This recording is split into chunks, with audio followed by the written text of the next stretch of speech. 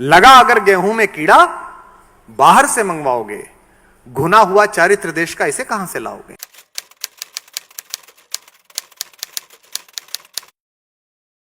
पुराने लोग यहां पर बैठे हैं, मुझे कलेजे पे हाथ रख के बताइए सर, अभी आपने बताया आपके पूज्य पिताश्री, उनसे भी पूछिएगा आपको बचपन में क्या कहानियां पढ़ाई गई थी। मेरे बचपन में क्या कहानियां पढ़ाई गई थी, मैं तो ज्यादा पुराना भी नहीं हूं।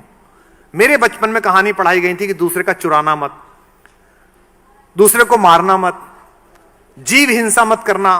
अमर चित्रकथा में आपको पढ़ाया गया था महाराणा प्रताप। अमर चित्रकथा में आपको पढ़ाए गए थे छत्रपति शिवाजी, जिनका एक सेनानायक दुश्मन की एक महिला को लूट लाया और कहा कि मैं आपके लिए इस खूबसूरत लड़की को लेकर आया हूं। तो शिवाजी ने उसको डांटा और उनसे कहा कि मैं अपने सेनापति की ओर से क्षमा चाहता हूं, आप बड़ी खूबसूरत हैं, मेरी मां भी आप जैसी सुंदर होती तो मैं भी आप जैसा सुंदर होता। ऐसा कहने वाला शिवाजी पढ़ाया गया। अब आपके बच्चों को क्या पढ़ाया गया? आपके बच्चों ने कौन देखा? आपके बच्चों को सारे वो प्रतीक पढ़ाए गए जो पुरुषार्थहीन हैं। हमें बचपन में क्या पढ़ाया गया? हमें बचपन में पढ़ाया गया गुरु गोविंद सिंह जी के चारों पुत्रों की कहानी, जिन्होंने ईंट ईंट चुनना स्वीकार किया लेकिन झुकना स्वीकार नहीं किया मानवता के नाम पर। आपके बच्चों को क्या पढ़ाया जा रहा है? अब क्या पढ़ाया जा रहा है? फेरी पढ़ाई जा रही है जो अचानक प्रकट होती है, सब काम कर देती है। जीनी पढ़ाई जा रही है।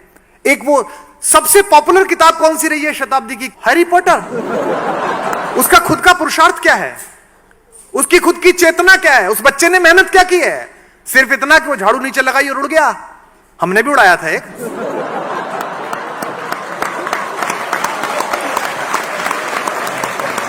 उसमें तो फिर भी पुरुषार्थ था, गली गली मेहनत की थी, भाषण दिए थे, रैलियां की थी। ये तो बिना पुरुषार्थ का हैरी पॉटर।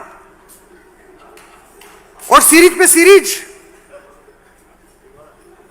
यह आश्चर्य का विषय लग सकता है लेकिन बहुत गंभीर है। लगा अगर गेहूं में कीड़ा, बाहर से मंगवाओगे। लगा अगर गेहूं में कीड़ा, बाहर से मंगवाओगे, घुना हुआ चारित्र देश का इसे कहां से लाओगे।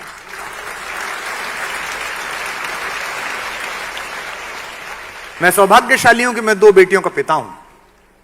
ईश्वर जिनके आंगन में सामर्थ्य, ऐश्वर्य, शक्ति, प्रभुत्व पैदा करता है, उन्हें बेटे देता है। और ईश्वर जिनके आंगन में करुणा, क्षमा, तपस्या, ममता, दया पैदा करता है, उनके घर में बेटियां भेजता है। एक मैच 2020 का हम हारे पाकिस्तान से। हम नहीं हारे, एक क्लब हारा। ये ऐसे है जैसे रोटरी क्लब ऑफ इंडिया का मैच हो जाए रोटरी क्लब ऑफ पाकिस्तान से। आप बहुत बड़ा संगठन है, सरकारी नहीं है। आप देश की अस्मिता को वहन करते हैं पर आप देश की अस्मिता नहीं है। You are not authorise for that. एक क्लब हार गया।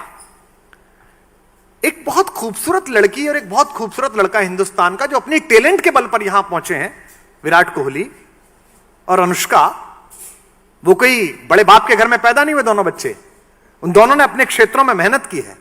एक ने अभिनय में मेहनत की है, एक ने पिच पर पसीना बहाया है। उन दोनों के संयोग से एक बच्ची पैदा हुई है। उस बच्ची के लिए थ्रेट देता है एक लड़का। कहीं कोई सीरियस फ्लॉ है कोई, और शर्म इस बात पर करिएगा और इस बात पर दुख मनाइएगा कि वो लड़का कोई मवाली नहीं है, कोई बेपढ़ा लिखा लड़का नहीं है। मेरे और आपके टैक्स के पैसे से वो IIT में पढ़ा है, 60 लाख रुपए साल की नौकरी करता है। यानी कि आप ये भी नहीं कह सकते साहब शिक्षा नहीं हुई थी। साहब इसका मतलब शिक्षा भी हुई थी भाई, अच्छे इंस्टीट्यूट में पढ़े थे भाई साहब। 2-4-5 करोड़ रुपए मैं टैक्स देता हूं, 2-5 करोड़ रुपए आप देते होंगे, उस टैक्स के पैसे से उसे पढ़ाया था। मैच हार गई अगर टीम, तो आप बच्ची का फोटो लगा के थ्रेट दे रहे हैं। इसका मतलब यह है कि आत्मा के खाने में कहीं प्रॉब्लम है। राजनीति से उम्मीद मत करिएगा, वो विश्व में सदा ही ऐसी रही है। वो मनुष्यों का प्रयोग अपनी शक्ति के लिए करती रही है। और मैं मानक रूप से कह सकता हूं, I am an authorised person to say this. I have gone through this. कहना आसान है, ईमानदार की क्या परिभाषा है? जिसे बेईमानी का अवसर मिला उसने ना किया हो। पवन जी जानते हैं कि मुझे पता चला, मेरे ऑफिस से इनकी बातचीत हुई रेम्यूनरेशन को लेके कि इतना लेंगे इतना नहीं लेंगे। मुझसे बहुत लोग कहते हैं कि साहब आप इतने महंगे क्यों हो, 15-20 लाख रुपए क्यों लेते हो? तो मैं अक्सर अपने सेठ मित्रों से कहता हूं कि तुम क्या चाहते थे मुझसे कि मैंने 2 लाख करोड़ रुपए की 2 साल सरकार चलाई तो उसमें 10,000 करोड़ चुरा लेता और फिर तुमको फंड देता कि आओ मैं रोटरी में मुख्य अतिथि बन के आता हूं, 1 करोड़ तुमको दे देता हूं। इस देश में कोई नहीं पूछता कि आप एक बार विधायक बने थे, 30 साल से आप कैसे घूम रहे हैं इस पजेरों में, हर साल गाड़ी कैसे बदल जाती है। ऐसा कौन सा महान काम आपने किया है? ऐसी कौन सी यूरेनियम की खदान मिल गई है आपको कि पूरे विश्व में बेच रहे हैं आप? ये सदा ऐसे ही चलेंगे। इनके प्रति गुस्सा करिए, नफरत करिए, बदलते रहिए, किसी पार्टी के हो जाइए, किसी के मत होइए, लेकिन मूल जिम्मेदारी आपकी है इस देश की आत्मा को बचाना, इस देश के मन को बचाना।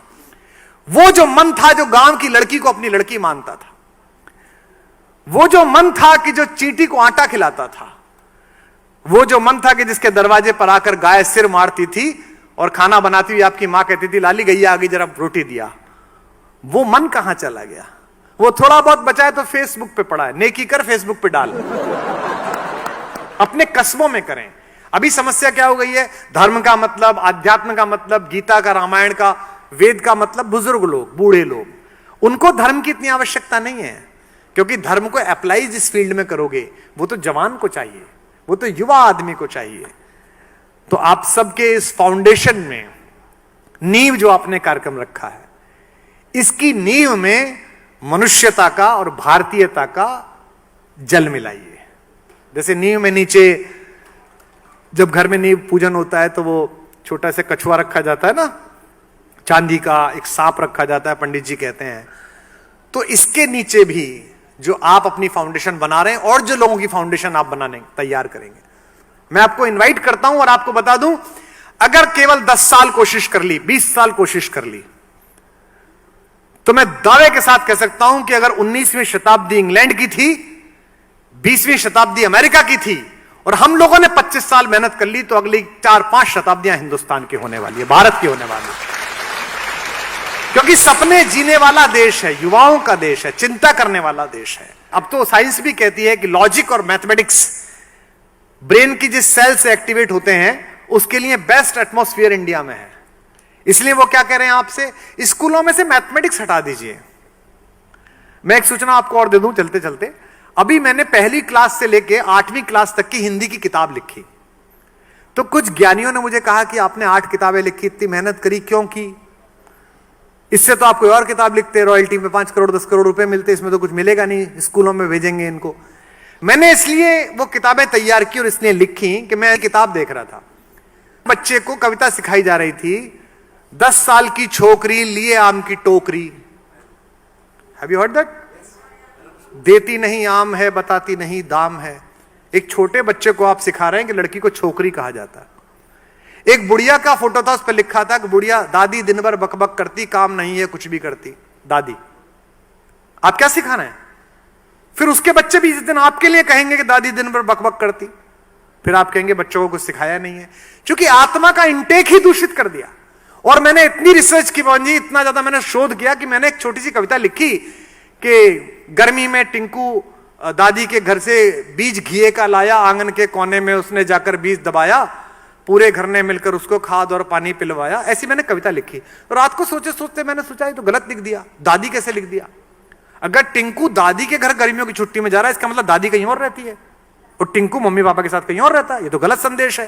तो फिर मैंने उसको सही करवाया कि छुट्टी में नानी के घर से, क्योंकि नानी तो फिर भी मामा के साथ रह लेगी, दादी तो बाप के साथ रहनी चाहिए। अगर दादी बाप के साथ नहीं रहती फिर कैसा घर है? मुझे पता नहीं कितने स्कूल इसे स्वीकार करेंगे, कितनी जगह जाएगी, लेकिन मैंने उस प्रकाशक को कहा है कि मैं समाजशास्त्र की भी लिखूंगा, संस्कृत की भी लिखूंगा, इंग्लिश की भी लिखूंगा, 8वीं तक की तो लिख ही सकता हूं। और उसमें विशेष रूप से मनोवैज्ञानिकों का परामर्श लिया कि क्या लिखा जाना चाहिए, क्या क्या इसमें चित्र बनने चाहिए, क्योंकि हमारे बचपन से ही हमारी जवानियां प्रभावित हैं और हमारी जवानियों से हमारे बुढ़ापे प्रभावित हैं। तो अगर बचपन में आपने बीज सही लगा दिया, सीड सही लगा दिया, युवक के अंदर सही लगा दिया, तो सब कुछ अच्छा हो जाएगा।